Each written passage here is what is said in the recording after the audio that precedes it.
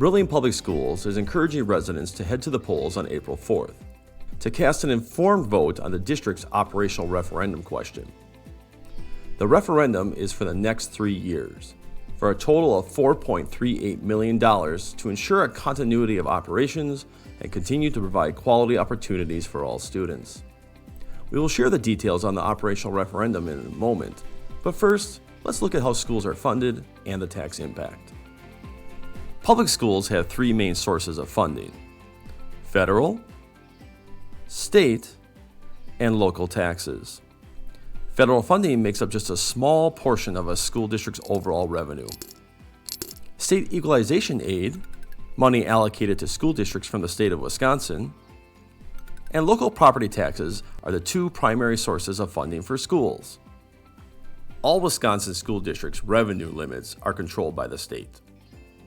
In the revenue limit formula, state aid and local property taxes combine to equal the revenue limit.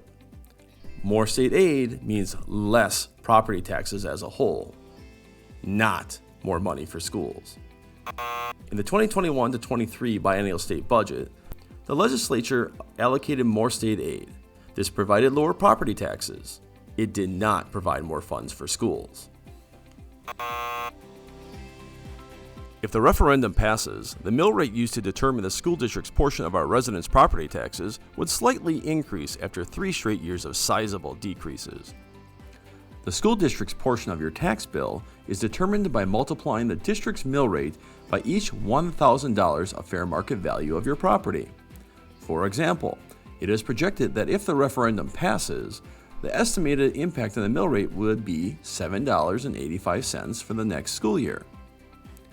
This means the property tax on a $100,000 home would then be $785 annually, a $34 increase from the previous year. The next 2 years would then see increases of $45 and $15 per year. So, why is the school district seeking an operational referendum? Funding from the state has not increased on a per-student basis for the past 2 years. State aid has also not kept up with increasing costs and inflation. The district did receive COVID-19 funding from the federal government.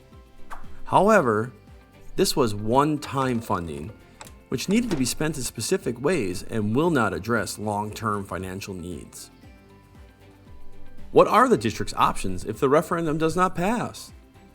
The district would need to make major budget cuts that would impact learning in various ways, including increased class sizes, decreased student support services, reduced course offerings, fewer extracurricular activities, delayed technology upgrades, and delayed curriculum updates.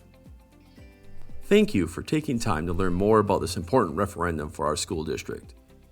For more information on the upcoming referendum, please visit our website, brillionsd.org, and remember to cast an informed vote on April 4th.